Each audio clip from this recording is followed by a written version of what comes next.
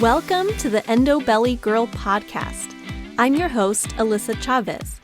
I'm a nutritional therapy practitioner and restorative wellness practitioner on a mission to change the way that we support women with endometriosis.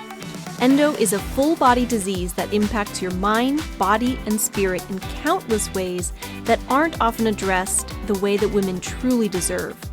We are here to talk about all of it. Please keep in mind that the content of this show has been created for educational purposes only and should never be used as a replacement for medical diagnosis or treatment. Hello, and welcome back to the Endo Belly Girl podcast. I can't believe that it is summertime already. It is getting quite hot where I live. I'm in Southern California, but I'm inland a little bit, so I'm not right by the ocean. And we are feeling it. It is getting hot. I got myself my first sunburn of the season the other day, so I'm suffering from that. Anyway, I hope that your summer is off to a wonderful start, and hopefully you're able to even de-stress a little bit, because that's actually what today's episode is all about. So I was planning out this episode and started to realize as I was planning it out that really this needed to be a two-part episode, because there's just a lot to say on this topic, and I want to make sure that I cover it thoroughly without just, bombarding you with information. So really what we're going to talk about today is the connection between stress and endometriosis, and talking on a more scientific level, the connection between your adrenals and endometriosis, right? Your adrenals are these two little glands that sit right on top of your kidneys on either side of your body. And they are the glands that produce the stress hormones, your cortisol, as well as your adrenaline, noradrenaline. And they're very important, right? It's one of those things, I think it's a wonderful reminder of how everything in our body is connected, right? There's no system in your body that works completely independently from everything else, right? Even though we're kind of taught that way in school, or at least I was, we learned about the digestive system, and we learned about the endocrine system, and we learned about the nervous system. But we never really learned how all of those systems are connected. And that's something that I've really been learning a lot over the years that I've been taking a deep dive into all things endo. And so I wanted to share some of that with you today. I think it's something that's under talked about, or if it is talked about, it's kind of talked about in the wrong way, right? You hear a lot these days about toxic positivity, and it's definitely a thing, right? Especially when you have a chronic condition like endometriosis, and or you're struggling with fertility and some of the other things that can come up with that. And you hear comments like, just stay positive and you'll feel better, or just think positive and you'll get pregnant, or, just stop stressing, just relax a little bit, right? And that's not helpful, right? I don't know anybody who's ever been told to stop stressing who actually stops stressing. That's unfortunately not how it works. It's just not that easy. And that's not where we're going today. I'm not going to sit here and just give you a pep talk on, why you need to have a positive mindset, right? I do believe in a positive mindset, and it's something that I work on a daily basis myself, because I'm by no means perfect at that. I don't know that any human being it is. But really what we're going to talk about today is I want to really give you an understanding of how the stress response actually works in your body. We're going to take a look at the actual physiology and how stress actually impacts your body and what you can do about it besides just think positive and relax. We're going to take a look at that stress response and how it impacts your endo health and so much more. So that's really what we're going to cover in today's episode. And then we're going to come back next week and talk a little bit more about why this happens, and most importantly, what you can do about it. So that's going to be on next week's episode. So make sure that you hit subscribe so that you get notified when next week's episode comes up. All right, now today's episode, just fair warning, it's going to get a little bit sciencey, but bear with me. I promise you I'm not just going to throw a bunch of technical jargon at you, but I do want to kind of break things down in a way that you can really understand how your body actually works, because I think that's important so that, you're making informed decisions for your own body. So, first of all, first thing I want to cover today is, how do you know if stress is really impacting your body? And because we all have stress, right? I don't think I've ever talked to a single human being out there, certainly not an adult one, who doesn't have stress in their life, right? We're all stressed on some level or another, right? And so what we're really looking at is how much that stress in your life is impacting your body. And for that, we're looking at signs and symptoms of cortisol imbalance. So cortisol, which we're going to talk about a lot here, cortisol is your main stress hormone. So it's triggered to be released from the adrenals in times of stress. And we'll circle back to that in a bit on how that whole process works, but that's basically the gist of it, right? And so cortisol levels in your body can sometimes be too high, sometimes be too low. Either way, it's going to leave you not feeling great. And actually, either of those can be caused by stress. And we'll take a look at that also. Actually, we're going to touch base more on that part next week. But signs of imbalanced cortisol can include things like feeling stressed or overwhelmed, being unable to relax, feelings of burnout, fatigue, anxiousness, irritability, trouble sleeping, difficulty waking up, relying on coffee, caffeine, or sugar to keep going, or all of the above. They're having no energy or motivation to exercise, getting chronic headaches, feeling lightheaded, getting low blood pressure, weight retention around your middle, depression, feeling emotionally exhausted, having a poor immune system, blood sugar dysregulation, low libido. It's certainly not an exhaustive list, but certainly can give you an idea of some of those signs of imbalanced cortisol. If any of those, or anything on that list, you're checking the box, this episode is for you. This is what we're going to be looking at today. So those are the signs that cortisol might be imbalanced in your body, and we're going to take a look at how all of that works. So let's dive in. First of all, we're going to need to start off with talking about the HPA axis. So that's referring to the Hypothalamus Pituitary and Adrenal axis. And that really is a feedback loop between those three parts of your body. They talk to each other. There's a conversation that happens. So your hypothalamus and your pituitary are both parts of your brain. And basically what happens is your hypothalamus, when your body is perceiving some type of stress, your hypothalamus then sends a signal to your pituitary letting it know that there's some stress happening. And your pituitary then signals the adrenal glands to release that cortisol.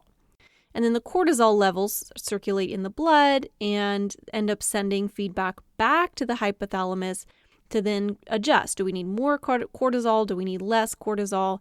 And then that loop just continues, right? And this is normal. This is all normal, right? We need to be able to respond to stress. And so that HPA axis, the hypothalamus pituitary adrenal axis, that feedback loop is a normal stress response. The thing is, though, it's intended to be an acute response, meaning I always go back to the old classic example of being chased by a tiger, right? And when that's happening, right, that tiger's coming, you're running, and then you manage to get away, hopefully, and then that stress response is able to calm back down. So you have that moment, that period of time where your body is going crazy, your heart starts racing, all your blood is flowing to the muscles, all of your energy is going towards you being able to run away. And then once you get to a safe space, you get to stop, you breathe, and your heart rate starts to slow down and you kind of get back to that normal state. What's not normal, and what we see so much in our general society these days, is that we're doing this all the time, right? It becomes not so much an acute response, but it becomes something that's happening all day, every day. And that's where it can lead to issues in your body and kind of has a cascade of effects.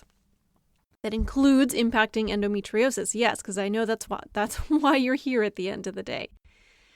So take a moment, ask yourself, are you in a chronic state of stress? Right? Are you the woman who likes to take, or maybe not likes to, but does take on the weight of the world? Is that you? Is that your life? Right? Because spoiler alert, this will impact your health, especially when you're already struggling with a chronic condition like endometriosis. So let's dig in a little bit deeper. Let's unpack all that and see what that really looks like. Okay. So for starters, there is a term that's been around for quite some time, but I feel it like it pops up every now and again in pop culture. There's a term called adrenal fatigue. And it used to be that was just what it was referred to as, even in the medical world. But that term has essentially kind of been debunked because originally they thought that the adrenals kind of became fatigued over time and stopped producing cortisol. And it turns out that that's not really what happens. What actually happens is, remember that HPA Axis that we talked about, which is that Hypothalamus Pituitary Adrenal feedback loop, becomes dysregulated. Basically, that communication system where the hypothalamus talks to the pituitary and the pituitary talks to the adrenals, which releases cortisol, and then that sends signals back to the hypothalamus. That communication system gets dysfunctional. It's broken, right? And that's what had been previously referred to as adrenal fatigue. That's what that really is. So nowadays, the new term, which isn't quite as fun to say, admittedly, is HPA Axis dysfunction or dysregulation, right? That's really what that is.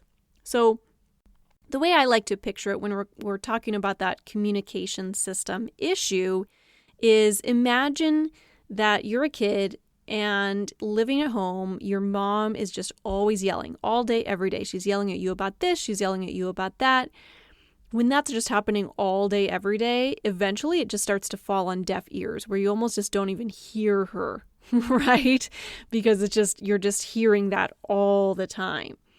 However, if your mom just yells once in a while when it's really important, like she sees you running out towards the street and she yells at the top of her lungs and you've never heard that before, it's like you're going to stop in your tracks because it really catches your attention. And it's kind of the same idea with this feedback loop. When that dysregulation happens, the hypothalamus is just constantly yelling at the pituitary. The pituitary is just chronically yelling at the adrenals to release that cortisol. And over time, it just kind of stops listening somewhere along that pathway because it's like, okay, I get it, right? It just almost becomes numb to that. It becomes less sensitive to those signals is basically what happens. Now, the crazy thing is that when this dysregulation happens, you can actually end up with high cortisol or low cortisol if you are getting tested for that. Now, I know some doctors will test serum levels of cortisol, which can give you some idea. Of course, that's really just a snapshot in time. In my practice, I actually really like to use a test called the Dutch test, which is a dried urine depending on the version of it, a dried urine / saliva test. And that actually allows us to see both pictures, right? We could see a high cortisol picture, we can see a low cortisol picture, and it also allows me to see some really important things like how cortisol is metabolized. Now, what we're really looking at, if I'm seeing either a high cortisol or a low cortisol picture in a client, what I'm really looking at, thinking about is just how long has your body been in a stress response and how has that impacted your body? So oftentimes when I see a high cortisol pattern, it really means that maybe that stress response hasn't been happening quite as long because the adrenals are still releasing cortisol much more regularly, right? Whereas when I see a low cortisol pattern, that often points to having been in a stress response for a longer period of time. And so your body is just depleted and those cells just aren't listening anymore, right? The communication system is offline. And so even though there's a lot of stress, your body's just not necessarily responding super well anymore. Now, as you're listening to this, you can listen to some of the signs and symptoms and get some idea. But the thing is that having high cortisol and having low cortisol are things that you would actually address differently. And we'll talk about this more next week. But I always recommend testing where you actually are so that you know, right? And like I said, on that Dutch test, which is the way that I like to see that, you can also see how cortisol is being metabolized. You can see some of the metabolites. You can see cortisone. It gives you a much better overall picture of the cortisol rhythm throughout the day, right? How it is first thing in the morning compared to 30 minutes after waking, compared to midday, compared to nighttime, because there should be a nice pattern in the way that your cortisol is released throughout the day. So it kind of gives you a much better general picture of that. Okay, now let's take a moment to unpack why this really matters for endometriosis. So hopefully you're kind of getting some picture, some idea of why all this adrenal stuff matters, right? Why this stress response or the cortisol release in your body is important in the first place. But I really wanted to get into some specifics today also on why this matters for endometriosis. So, one thing I want to start out by saying is that your automatic nervous system has two different branches. It has the parasympathetic nervous system and the sympathetic nervous system. And you need both, right? It's not a one or the other kind of thing. You need both. The sympathetic nervous system state is that fight or flight type response, that stress response, whereas the parasympathetic nervous system is, kind of more of the calmed, restful state, right? And ideally, we want to be able to easily navigate back and forth between the two as needed based on what's happening in your environment, right? Now, that parasympathetic state in particular is really needed for things like your digestive health, right? I talk a lot about rest to digest, meaning you are helping to bring your state into a helping to bring your body into a calm state when you're going to eat a meal in order to be able to digest. So we actually talked about this. I unpacked this a lot more in episode 37 called 10 Simple Ways to Support Your Gut Health. And I can link to that in the show notes. But if you find yourself struggling with symptoms like endobelly, bloating, constipation, or really any gut symptoms, your parasympathetic nervous system needs to be turned on, right? That's like a step one. Like, yeah, we can do some enzymes and different things to support your digestion, but if that parasympathetic nervous system state is not being turned on and you're not bringing your body into a restful state when you're eating, all of those symptoms are going to struggle. You also need that parasympathetic state for healing, for repair, for your immune health, all things that are so needed for endometriosis. And guess what? Your adrenal health also directly impacts your sex hormones, your estrogen and your progesterone. Yes, when you are a cycling female, most of those sex hormones are produced in your ovaries. However, a small amount is produced in the adrenals, and as you get into menopause phase, actually, all of your hormone production shifts to your adrenals.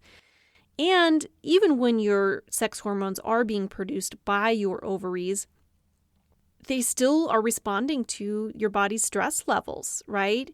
It's all interconnected because your sex hormones are being produced basically to prepare your body for reproduction at the end of the day, whether that's your goal or not. That's what your body's trying to do. And when your body is under that kind of chronic stressful state, it's not going to be prioritizing reproduction. That's going to be like last thing on the list. It's trying to just stay alive and prepare yourself for a fight or a flight.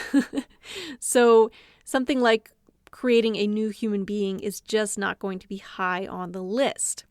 So I do find it common when I'm looking over labs with clients, I find it super common actually to see low cortisol along with low sex hormones. So it's kind of like an overall depletion picture. Yes, even with endometriosis, I know that we're often taught that everybody with endometriosis has too much estrogen in your system. That's not necessarily the case, right? And even when we're thinking about an estrogen dominance picture, which I would say is fairly common with endometriosis, what we're really thinking about is your estrogen in relation to progesterone, right? Because estrogen can actually be low, but still be high in relation to progesterone. So it can still be an overall depletion picture and have estrogen dominance symptoms, which I know it's just a lot going on there. But I just wanted to touch base on that. That stress and cortisol picture also has huge impacts on your blood sugar, right? High stress impacts your blood sugar just as much as eating sugary foods, right? It basically is the same stress or the same response in your body. I actually recorded a whole episode on this as well, episode 21, titled Blood Sugar, the Key to Hormonal Balance. So I'll link to that one in the show notes as well if you'd like to go back and check that one out to really hear about how blood sugar impacts your hormones. But it's really like a number one thing. If I have somebody coming to me with hormone imbalance of any kind, blood sugar is one of the first things that I'm going to be looking at. So just to give you a little perspective on that. And also, that stress response, that action that's happening in your body, that depletes nutrients, right? Nothing in your body is free. Anything that your body is doing requires nutrients of some kind. That's why nutrients are important. That's why I talk a lot about nutrient density in the food that you're eating. So when your body's under stress, when you have that chronic stress response going on, some of these really key nutrients like vitamin C, magnesium, zinc, B vitamins, they get depleted very quickly. And fun fact, those are also common deficiencies that I see with endometriosis. So interesting. But crazy thing is that you also need those nutrients in order to respond to stress. So it becomes kind of a vicious cycle, right? You need those nutrients for the stress response, but then as you're using them, then they become depleted quickly. And so then, well, we need more. And if you're not getting them, then that can lead to issues. When cortisol is being released, it does mobilize some nutrients in your body like glucose, free fatty acids, and amino acids, because it's basically mobilizing all of that for energy. Because again, when cortisol is being released, your body's assuming that there's some kind of threat you're going to need to fight or run away.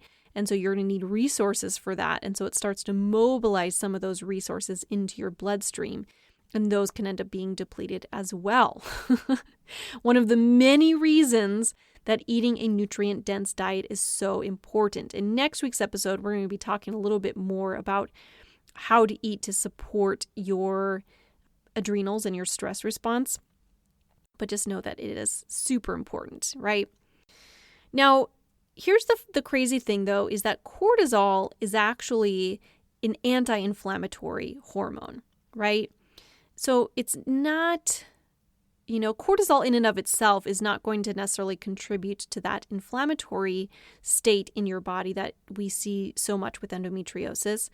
Think like cortisone shots. If you're familiar with that, I feel like that's pretty commonly known these days. If you have, say, a knee injury or something and it's just really inflamed and causing pain and issues, one of the common things that a doctor will do is give you a cortisone shot in that area where it's painful.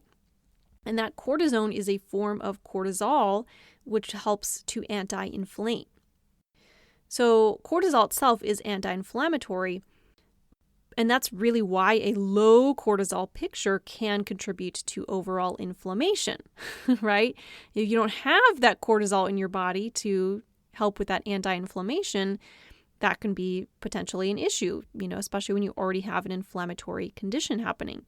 However, having high cortisol for a long period of time has a very similar effect. So more is not better. We just want to have a balanced amount of cortisol. That's it. Not too high and not too low. Balanced cortisol in your body, right? Okay, my friend. I feel like we unpacked a lot today. We talked about how the stress response in your body actually works. We talked about the impacts of that stress response and that cortisol release on the rest of your body and on some of those, endometriosis symptoms that come up. Next week, we are going to come back here and we're going to talk about why cortisol imbalance and HPA dysregulation can happen and what you can do about it, right? Super important stuff. So you don't want to listen to part 1 and then just leave yourself hanging because you're definitely going to be missing some crucial information. Make sure that you come back for part 2 next week. So be sure to hit subscribe so that you don't miss out. All right. I will see you there, my friend. I look forward to it. In the meantime, have a wonderful day. Thank you so much for joining me today, my friend. If you loved what you heard, be sure to share with a friend and subscribe so that you can keep coming back for more. If you are ready to take the next step towards getting to the root cause of your endo symptoms like endobelly, pain, fatigue, and so much more, you need to download my free ultimate guide to building your own endometriosis diet. You can find the link in the show notes or at www.endobellygirl.com. Until next time, my friend.